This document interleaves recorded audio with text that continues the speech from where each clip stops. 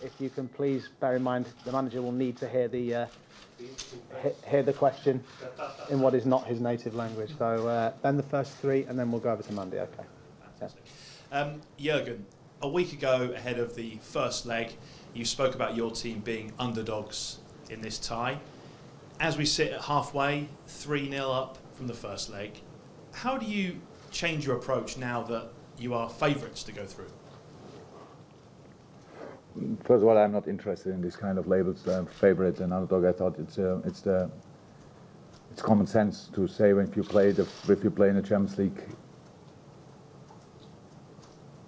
stage against the winner of the Premier League, that you are not the favourite. That was what we were last week, and for me, the whole game is about these two legs. So I'm not interested what changed. You have to go, how it always is in football, you have to go and lead, and you want to score goals, and at the end, when the final whistle, when anybody is doing the final whistle, then you want to have won the game, and that didn't change since then. We are only in the lead.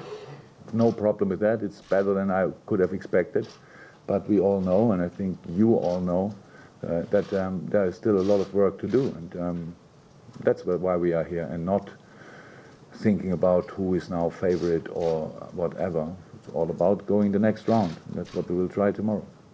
We've just heard Pep Guardiola and Fernandinho talking about the tough week they've had. Do you get the sense that they are vulnerable given the two defeats?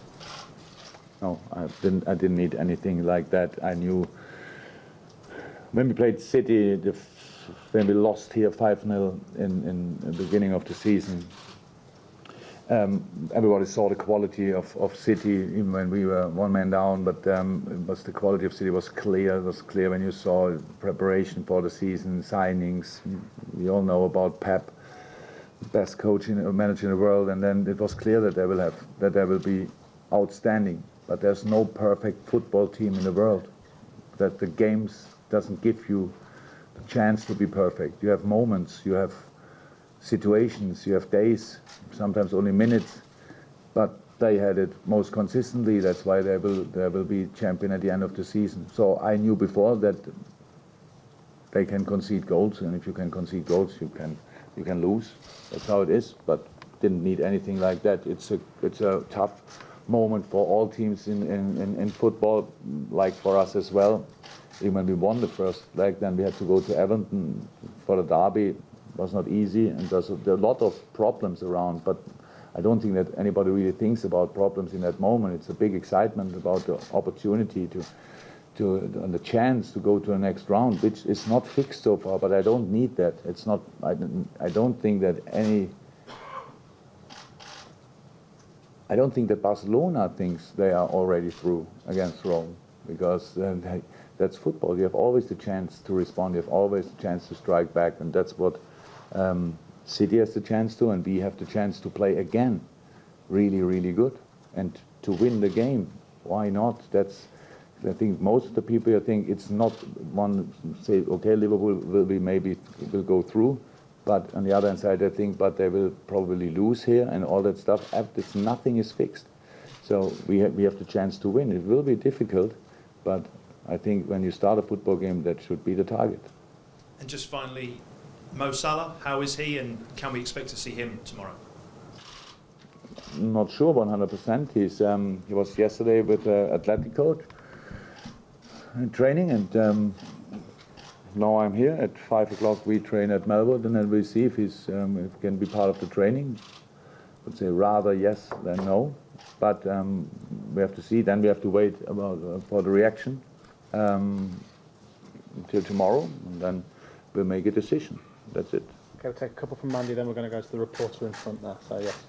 Jürgen, you're unbeaten in 11 games in the Champions League so far, 37 goals scored. Would you say your side have come alive in this competition? So far, yes. Yeah, but that's how it is in life. Unfortunately, it doesn't mean that it will stay like this. So it's a lot. Boys put a lot of work and fantastic attitude, big effort, and so that's why we had this. Why we have these numbers. So and to go through until here, you need to have at least similar numbers, and to go to the next round, yeah, they need to be better after that. So after this day today, and so that's a chance what we are working for. I still cannot forget when we played Middlesbrough last year, and we knew we will be fourth in the league, and we had the qualification, felt fantastic, and then you got Hoffenheim, and then it felt like, oof, that's pretty tough, and you won that, and then we are so excited about the opportunity to be part of the Champions League, and now being here, play against, for me, still the best team in the world in the moment. Yeah, it's a big job, but of course an opportunity as well. And for looking ahead to back at the last 2 games for Manchester City and ahead to next season, does it give other teams hope that this City side aren't always invincible? No, I don't think that City will be worse next year. They had a fantastic season, outstanding season, but they are human beings, thank God. So, and they had now 2 results, maybe which nobody really expected, but we had to play our best to bring that, and United for sure was a little bit lucky with using the situation. First half, everybody knows they could have scored 5-6. It was an outstanding football game, and then if the door is still open, United of course has the strength to go through. But and United didn't have a game during the week, so City had. They made a few changes. That's how it is. That's our life, and it's easy then from outside to say they're vulnerable or whatever. They're human beings, and so sometimes because the quality of the opponents, we were strong, United were really strong second half, it will always be possible, but I don't think that too many teams should hope that they will have big problems next season. You okay to identify, name an organisation, then we'll go to the gentleman, then Simon. Okay, hi, I'm Suzanne from Viasat Sweden. We talked a little bit with Pep about the fact that they need to do the perfect game, coming offensive and keeping clear. How is it to prepare for a game where you know that they are going to come with everything they got? They do it always. I would say that's how City plays. If you saw the first half against United, how I said, in a normal game for City against one of the best teams in the world, United, they could have scored 6 goals, or maybe should have 4 at least. So that's their quality. So it's will not be a surprise for us that we have to be at our best again. That's how it is. So if would have happened what everybody probably would have expected, then we are already halfway out. Then we would have lost the first game against the best team for sure of the Premier League. We would have lost at Anfield and coming here more or less to, I don't know, to keep our pride or whatever, to show some kind of reaction. Now we are in that situation. So it's our job to try with all we have to use that situation, because we created it. The boys created with an outstanding performance, very, very mature, and so I'm still excited about the opportunity and not anything else. I'm really looking forward to the game. It will be, again, a real football game, and it's good. What's the perfect game scenario for you? I don't think that it helps a lot. That's pretty clear what is a perfect game scenario. If we score 5, it would be difficult for Manchester, so I know it's not really likely. So it's all about being stable in the game in all the different moments, still being brave, being lively, being high energetic. Try to cause them as many problems as possible and all these things. So it will be football. It's all about football, and that against. But that's normal. If we go through, if City go through, then it's waiting. Real Madrid probably, Barcelona probably, and Bayern Munich probably. That will be quite intense as well. So it's right. So because it's the Champions League, it's the best team competition in the world, and that's why it should be difficult to go through. So we knew that when we started. I told you about the excitement we felt when we were qualified. Now we are here. Excitement didn't stop since then. So we are still really happy to be part of the competition, and we want to stay in it. That's all. Okay, gentlemen, could you name an organisation, and we'll go to Simon after that. Yeah. Hello, Jürgen. Guardiola said a lot of times that he don't talks about referees. And last Wednesday he complained about your referee and the next referee that tomorrow is Mateu Laoz, because he had some problems with him last season. Maybe it's for pressing, condition him, or what do you think about this? Nothing. What was the question? I only understood the part. What do you think about Guardiola talks? He says, I never talk about referees. And he talked last Wednesday about your next referee, that is Mateu Laoz, tomorrow referee. Okay, I didn't hear that. Now you tell me. So to be 100%, there was a situation in our game when we played them where perhaps would have been right to talk about the referee. In the last game against United, I know myself, meanwhile, long enough and good enough. I'm pretty sure I couldn't have ignored a clear penalty situation with Aguero. So I really think he's a very disciplined man, that he don't talk about refs. That's a good idea. By the way, maybe I should take it. But I have no idea about the Spanish ref and the relationship, obviously. And nothing to say about that. Simon from the BBC. Jürgen, Pep Guardiola talks a lot about his side's lack of experience in Europe. Liverpool as a club have huge history in Europe, but recently not so much. Does it have an impact on a competition like this when you're trying to get further, trying to get to the semi-finals and final of the Champions League?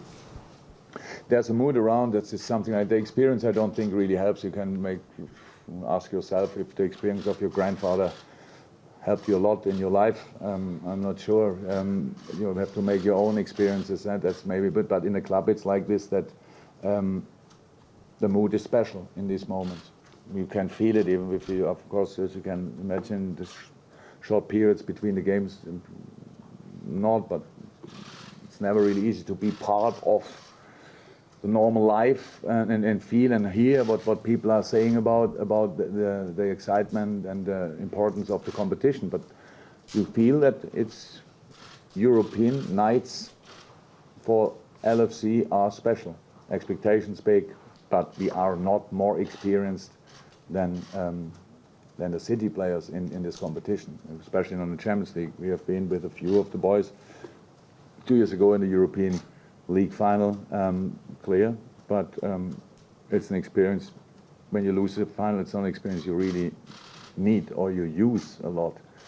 We try to do our best to gain experience, to get experience, to collect experience, to collect informations and all that stuff. That's what we do, and that's what we did so far. And tonight, tomorrow night, it's again a big test for both teams, of course, for both teams. And it will be interesting to see how we can deal with that 100%. Okay, last couple. Arthur from Brazilian television, if we could pass the microphone to him. If there's anyone who's got any final questions, if you wanted to try and catch my eye, but Arthur now from Brazil. Hi, Mr. Klopp. After the match, the last match against Manchester City, Firmino said that he is in the best moment of his career. I would ask you if you agree with him and if he is in the best shape since you started coaching.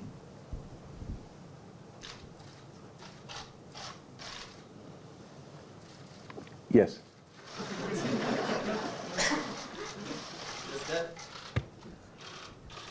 Would you like to follow up, Arthur? Would you like a longer answer, or is he happy with that? If you want to give me a long answer, would be great. No. Okay, any final ones for Mr. Klopp before we bring Virgil van Dijk in?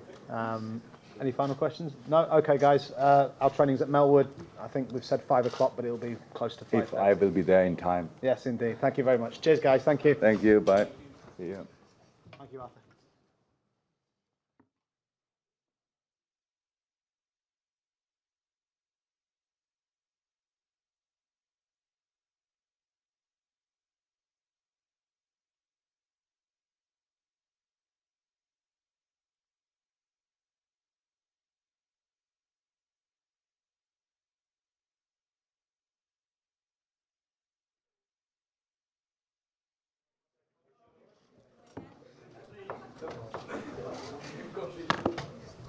Yeah, Jim afterwards, yeah. Just follow him out.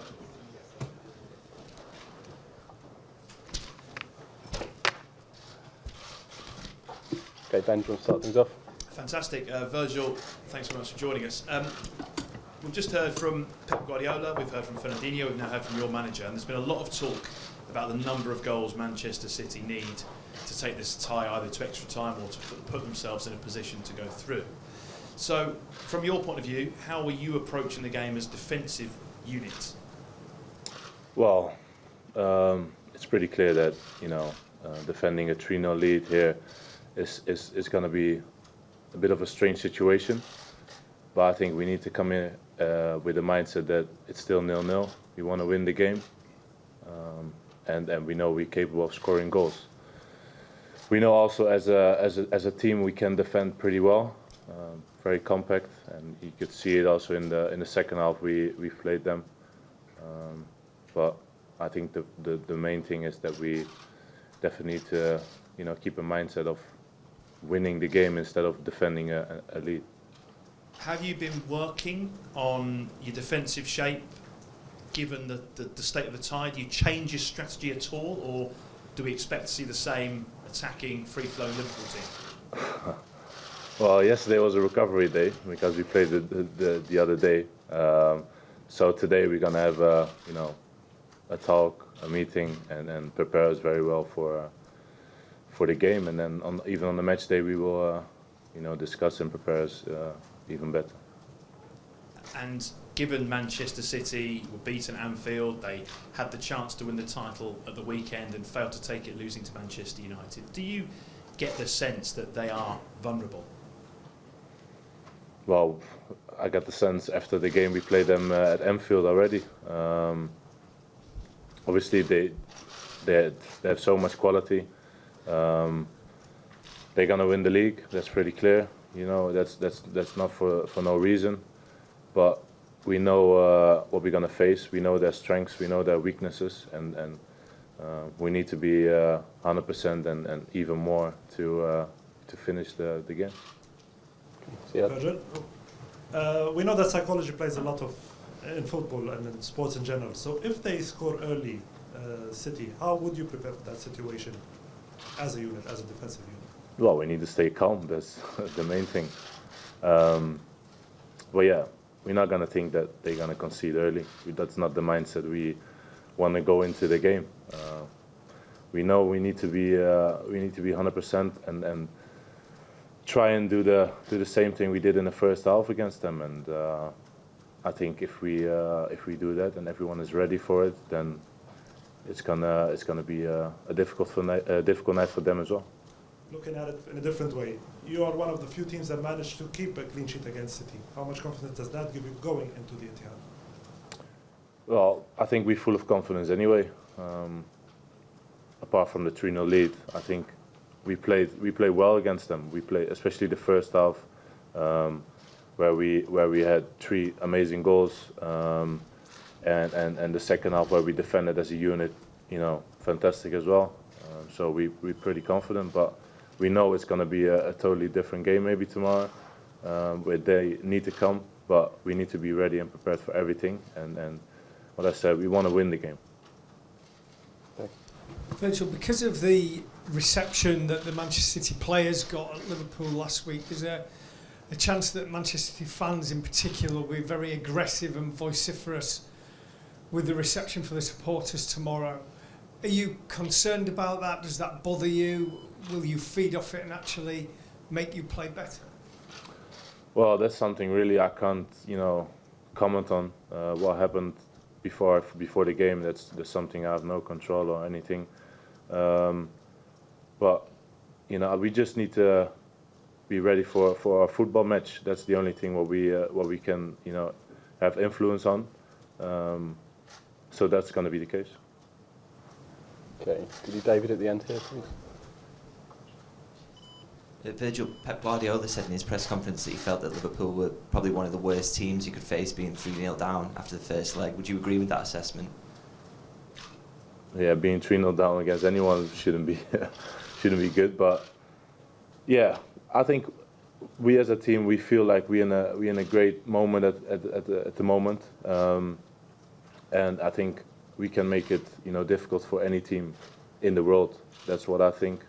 But still, we need to show it. We need to be ready for a fight, ready for a good game, and we will be. You mentioned yourself the tight turnaround from the Everton game. How are you as players feeling? Does that fitness go out of your head when you're playing such big games? Sorry? Is it not less of a factor that you may be feeling tired from the Everton game because this is such a big game that you're already so up for it anyway? Well, in three games in 6 days is hard for anyone, but I think we were ready before the Everton game as well.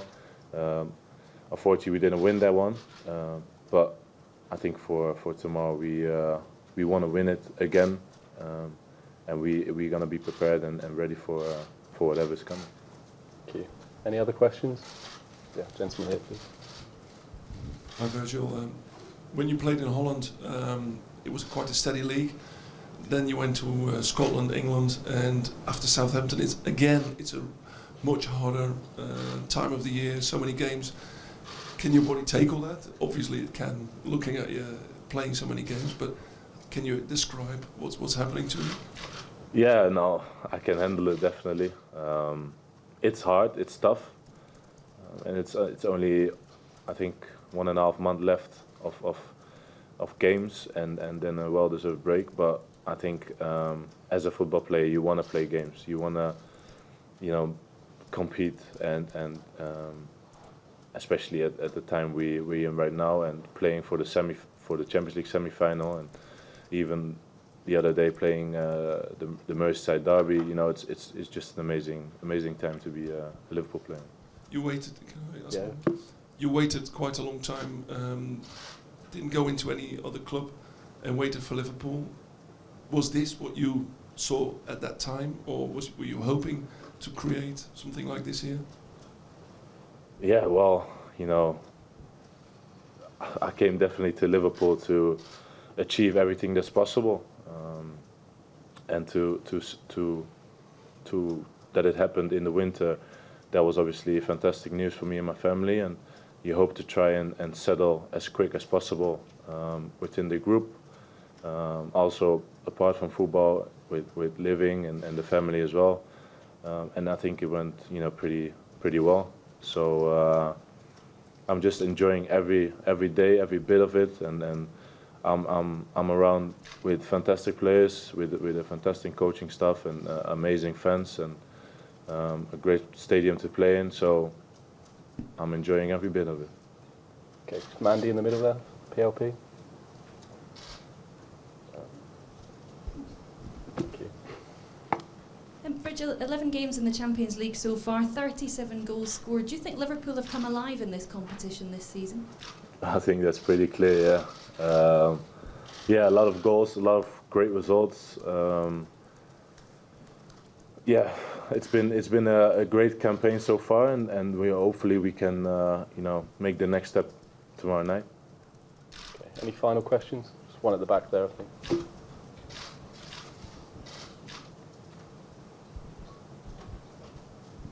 Virgil, hi. I'm here from the Chinese state broadcaster CCTV. I'm just wondering, how aware are you of the global following for this match, and whoever goes through will be representing the Premier League? Yeah, well, that's pretty clear with all you guys here. Obviously, that it's been massive for everyone, and we know definitely how special it can be for us Liverpool players and the fans that we hopefully go through to the semis, and but we're not there yet, so we need to finish the job, and that's going to be a very hard task, but I'm looking forward to it. It's a while since the Premier League team has won the Champions League. Do you think it'd be great for the league to have another winner? Well, that's a bit too far ahead, but let's just focus on tomorrow. Thank you. Okay. Thank you very much, everyone. We'll end it there. Cheers.